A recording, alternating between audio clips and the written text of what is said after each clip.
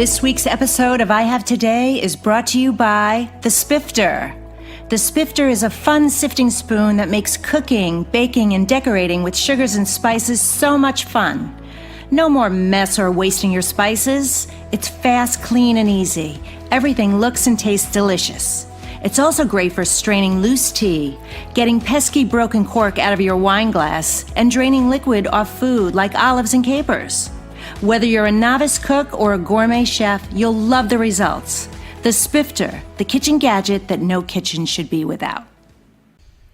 Hey there, it's Diane Forster, and welcome to I Have Today, the show that inspires, educates, and empowers you through life's transitions. And each week on this show, I bring on the coolest, most amazing, awesome experts, CEOs, entrepreneurs, professionals, and truly life changers who have gone through their own reinventions in life and come out on the other side successful. And they come on this show to share their stories with us. And today I am very excited about my guest and this topic because it is something that is near and dear to my heart. And we're going to be talking about mental illness. My guest today is Miss Margina Carter, who comes to us from her practice in Manhattan Beach. And she is an entertainment psychotherapist and mental health expert. I'm going to get into her bio in a minute. And what we're going to do is we are going to talk about lifting off the veil of shame when it comes to asking for help. If you are suffering from any one of the variety of mental illnesses out there and traumas. And Margina is an expert in several areas. So we'll get to that in a minute. What I first want to do is share with you our theme for the show this week, which is there's no shame in reaching out for help. You know, my own journey and story, if you don't know who I am, please go to my website at dianeforster.com and read my story of my own breaking moment and my own suicide attempt that was invisible to the outside world. No one knew what was going on with me. And thank God I had the experience that I had in the bathroom that day, and I reached out for help and I turned my life around. So if I could do it, anybody could do it. You could do it too. But the key was reaching out for help the very next day that it happened. And I reached out and very openly said, I need help. I'm changing my life. And so that set me down that journey. So if you're interested in reading my story, it's in my book, I Have Today, Find Your Passion, Purpose, and Smile Finally, or you can read the whole thing on my website. But we're going to talk a lot about that. And so it's really, really important that you understand, you or anyone you know who you think might be needing help, speak up. That is just the number one thing that you need to do. Do not suffer in silence. So that's our theme. And our intention statement this week is, I have today to speak up when I need help and support. Write that down. Let it anchor in. Let that be your mantra for the week. You should reach out for help if and when you need support. And we all need support at various times in our lives. So it's so important. So Margina, welcome to the show. I'm so excited to have you here. Yeah, I'm so excited to be here with you today. Yeah. Well, I love having you in the studio, and we are going to have a great conversation, and you're going to answer a lot of really important questions that I know people out there are seeking the answers to. So first, let me read a little bit about her bio. So, as I mentioned, entertainment psychotherapist and mental health expert Margina Carter has a decade of experience as a psychotherapist with solid experience as a mental clinician specializing in couples therapy, infidelity, divorce, trauma, severe mental illness, anxiety, depression, LGBTQ, addictions, self-harm, bipolar disorder, personality disorders, self-mutilation, self-harm, and much, much more.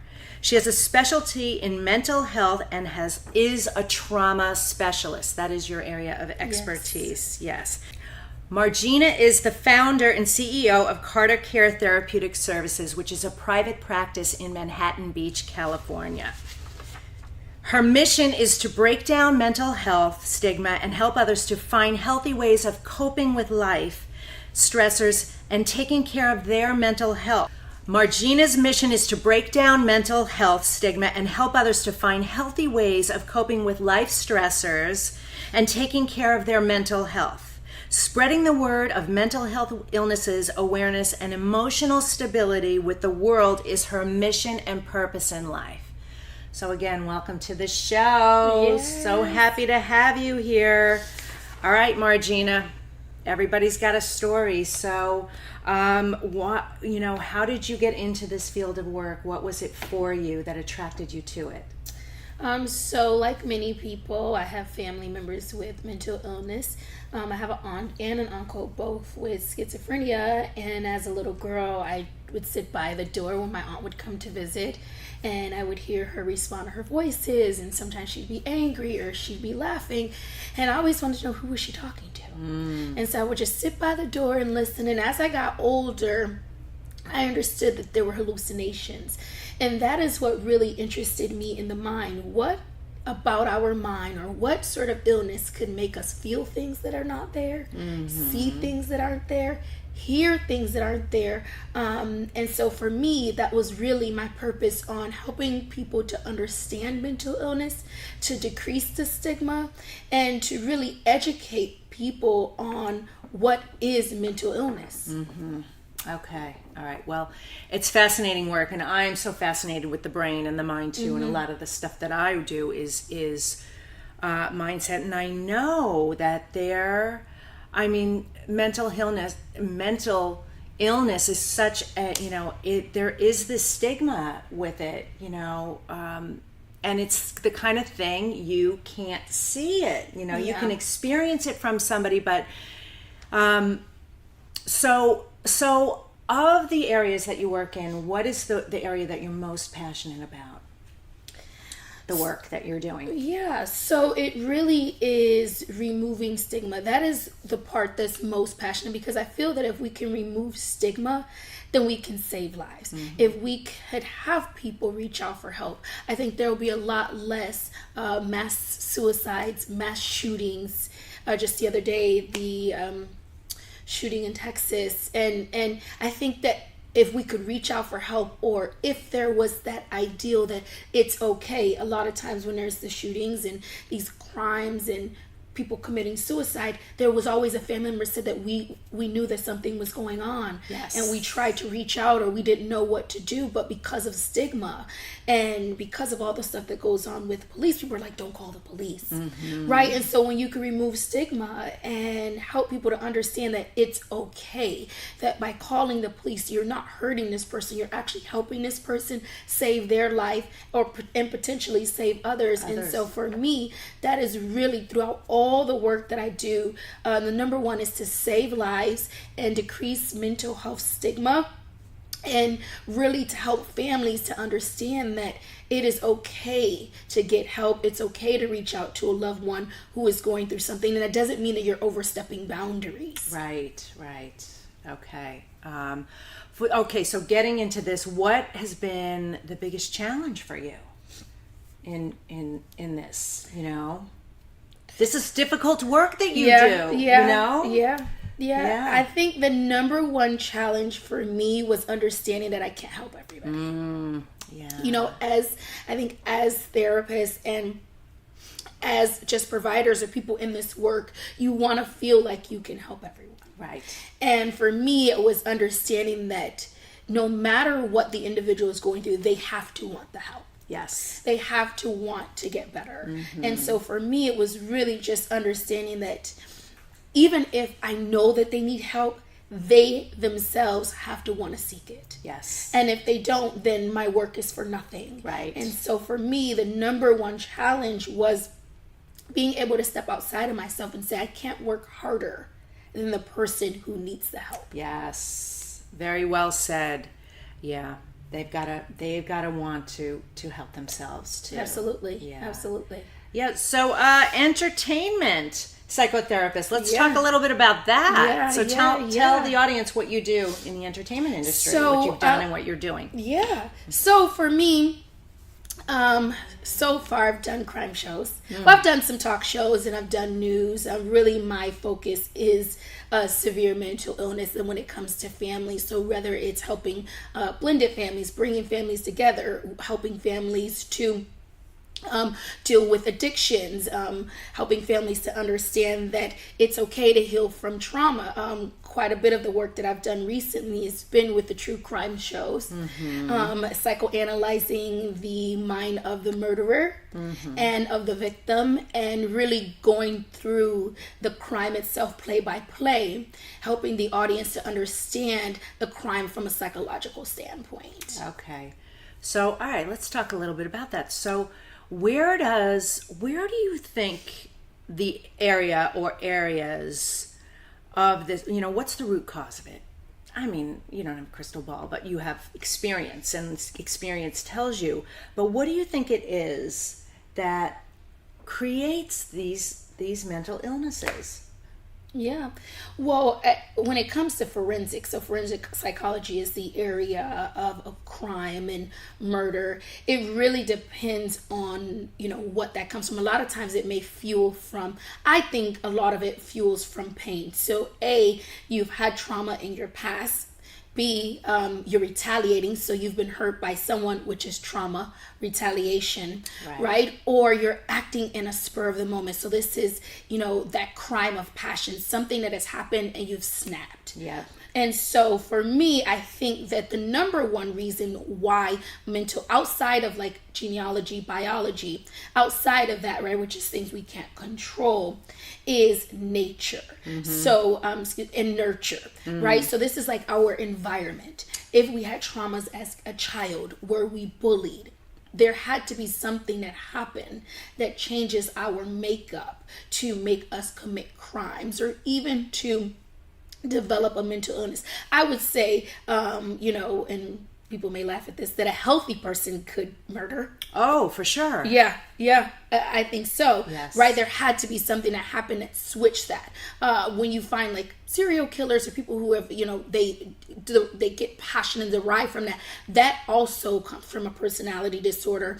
Oftentimes, antisocial personality disorder, but it was developed from a illness and a separation from childhood. So a lot of the mental illnesses stem from childhood. Something in our past has caused us to change and shift and look at the world in a different way. And unfortunately, when those traumas happen, they really shape your development. Yes. And from that, it can develop into a mental illness. I agree with everything that you're saying, I do a lot of work in NLP and other studies, and 85% of our negative emotions, limiting beliefs are anchored in by the time we're 8 years old. In those imprint years, and that trauma, I think we're told no by the 7,000 times by the time we're that age. Yeah. Does get trapped, and then we don't have a conscious memory of it. It's in the subconscious, it's there.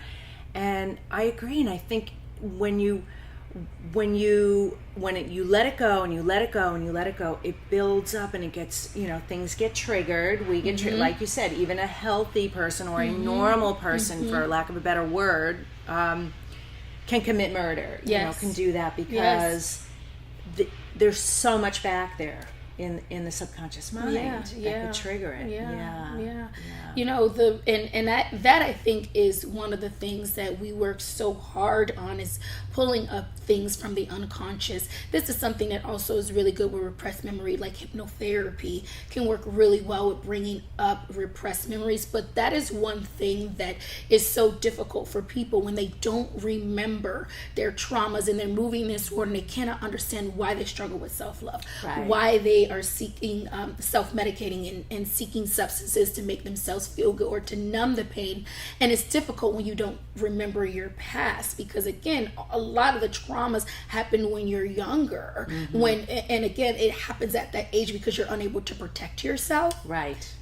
And so when it happens at that age, you're young, and so you're just developing your memories and you're just developing your stance in the world, and a lot of times that kind of stuff is forgot or it's put in the background because you really need to survive, right? In order to survive as a child, if I'm living through all of these hurt and pains every day, and living with that memory, it makes it hard to move on in life. So by repressing it is a defense mechanism. Yes. And it's really a coping mechanism so that people can move on with their life. But again, they move on in a healthy fashion, in an unhealthy fashion, because they have all of that memory in their body that's unhealthy, that hasn't been dealt with. Right.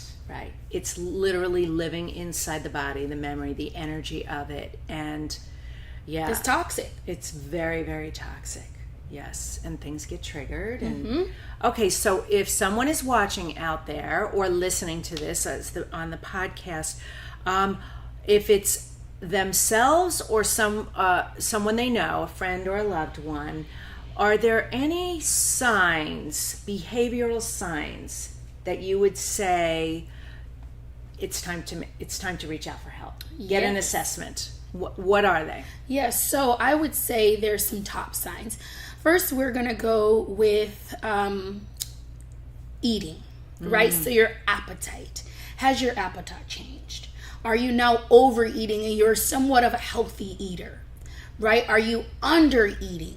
Looking at the changes in your biological functioning is the telltale sign that there is something wrong. Change in sex drive. If you're someone who has a normal, healthy appetite and then all of a sudden you're withdrawn, right? Or you notice your partner says, hey, recently I've noticed you've been a little bit timid towards sex, right? What is that saying about us? It's our mind trying to communicate that there's something wrong. Oversleeping. Right? So hypersomnia, insomnia. Is it that I'm struggling with going to sleep? Am I sleeping for extended periods of time? Struggling with getting out of the bed, right? Not wanting to open the blinds, wanting to stay in that darkness. And that's indicative of what's going on in our mind. Is there struggle with getting to bed? I'm up for hours at a time, or I have intermittent wake ups and unable to go back to sleep, or not getting a solid rest, right? Change in our mood. All of a sudden I'm irritable. I'm snapping at people. There are things that are coming up. I'm having difficulty with frustration tolerance. These are signs that there's something wrong, right? Avoidance. You're avoiding topics. You're avoiding work. You're calling out, and people don't know why. Why am I calling out? There is a reason why all of a sudden you don't want to go to work. You're isolating. You're ignoring the phone calls. You're ignoring the text messages. It's something that's wrong. And unfortunately, when our mind is sick, right, we call it a mind with a cold, it can't communicate, hey, there's something wrong. Right. So it tells our body signs here and there, so that at some point we can listen. And then lastly, when you don't listen to all those signs, what happens is then you start getting pain. So you'll get a pain in the knee. It'll start manifesting it'll into start physical ailments. Yes, and symptoms. Physical symptoms. We call it somatic. You'll get chest pain. And what happens is your mind will say, okay, you're not going to listen to the difficulty sleeping, the irritability. We're just going to give you severe chest pains, make you feel like you're having a heart attack. You'll go to the ER and they'll say, there's nothing wrong. That's anxiety. You need to go see a therapist. Yes. And so it's important for people out there to understand that if you're not listening to your body, then it will literally attack itself, and you'll end up going to the hospital in some way, but then your doctor will reroute you right back to a therapist. Yes. And I love that, the way you said it. I also believe it's also, what's going on universally, spirit, like the gods, the whispers, they get louder until finally they're screaming and they're knocking you down until they put you in a place where the beautiful thing about it is you end up where you're supposed to be going anyway, but you gotta speak up. How much better would it be if you addressed it early on, like as soon as the symptoms started happening, go, something's not right. This just doesn't feel right. So thank you. That was a great list of warning signs and red flags that you've got to be paying attention to. So, okay, so I'm going to ask you a question I ask all my guests, which is, how do you live the I Have Today way, which is intentionally in the present moment each and every day? For me, number one is like accepting my flaws. I just have to accept that there are some things about me that are not perfect, right? I accept my flaws and I'm okay with the negative parts of myself. And throughout that negative piece of myself, I really try hard not to allow those to guide me. Okay. I allow the positive parts of myself that I like to guide me until I'm able to work on those negatives. And really is about being happy. Happiness is a choice. I really work every single day to be happy. Yep. Every single day. Even in the worst moments. You know, people say, oh, I woke up on the wrong side of the bed. Well, that's because you have that choice. You've chosen to have a wrong side of the bed. I don't have a wrong side of the bed. So whichever way I get off is going to be good. Yes. Right? And so for me, it's about being intentional with my life, having a purpose. And my purpose and my mission is to be happy. No matter what. Even on my worst days, I can find some reason to laugh. Even if I look in the mirror and I'm like, today I got a little bit of acne. I look a little bit of a mess today. Yeah. But you know what? No problem. I want to get that concealer and I'm going to hide that flaw until I can accept it. Yes. Right? And that doesn't mean hide your pain, but that means be okay with the blemishes, be okay with the flaws, be okay with the negative spots in your life. Yeah. If you be grateful for foundation and Yeah. and concealer. Yeah. Like, in those moments, it's like, that's what I do. Oh, thank God for concealer. Absolutely. Yeah. Oh, I love that. Right. Well, you touched on so many things that I believe in, and in general, we as a company, an organization believe in, that happiness is a choice, and it is a decision that you get to make every single moment of the day. It's not that you're going to feel happy all day, every day, but you can choose to find happy moments in your life every single day. Absolutely. Absolutely. Yeah. Okay. Well, is there, well, stick around because I want to hear one more piece of advice, how people can find out more information for you or maybe see some of your shows. And then I have a special, amazing thing related to happiness at the end. So stick around. So what is one piece of advice you would give anyone out there who's listening or watching? Yeah, you know, I don't know where I found this, but I found this kind of mantra very early on in my career, and I've been holding on to it, that pain is inevitable, but suffering is a choice. Pain is inevitable, but suffering is a choice. I think we're going to have a graphic made of that quote. That's really good. Yes. That's true. Yeah. We you know, no matter what, we can't dodge pain, but we can choose how we live in it. We can choose how we live in our pain, and if we choose to merit in our pain, then it's our choice to suffer. Yes. I agree. And there's always hope, right? Yeah, absolutely. There's hope is always the choice too. Yeah. There's always an opportunity for hope, and you just have to be able to pull from the universe. Yeah. Pull from the universe. Find your higher power. Pass these things off to something above you or within you when you have difficulty dealing with it. But understanding that with hope, with love, with family, with friends, that everything in your life can be okay even in your darkest moments. Yeah. Beautifully said, because it you know what, you're not alone. Whatever you're feeling, somebody else has felt that before or is feeling it too. Absolutely. So just knowing I'm not alone is really important too, because people feel so isolated. Yeah, they really do. Yeah, absolutely. Well, I know this is so important. You know, this is a lot of the work that we do, and the I Have Today Foundation is all about creating awareness of self-love and self-worth, and to help prevent depression and suicide. Yes, because it's epidemic, and yeah, it is. It is. The numbers just keep going up and up and up. They're up 30% suicide since 2000, and they're up 50% for women, which is crazy. So how can people find out more about you or follow you? And and see what you're up to, so they can be inspired by you. Yeah, so people can go to my website. I have 2 websites. They can go to CarterCareTherapy.com. That is a website for my group practice. And then they can go to MarginaCarter.com. That is a website for entertainment. If folks, Google is our friendly friend. You can Google many of the articles that I've written. You can listen to a lot of the podcasts and radio shows that I've been on. Check out YouTube for some of the shows that I've been on. A lot of the networks put them up onto YouTube for people to go to after the show and continually go on to these platforms for education. And so for those out there who are looking for support, you can check out either website and reach out, because I'm here for you. That's wonderful. That's wonderful. Well, thank you so much for being Thank here. you. It's been a privilege. Yes. Thank you for the work that Yes, you do. Thank you so much.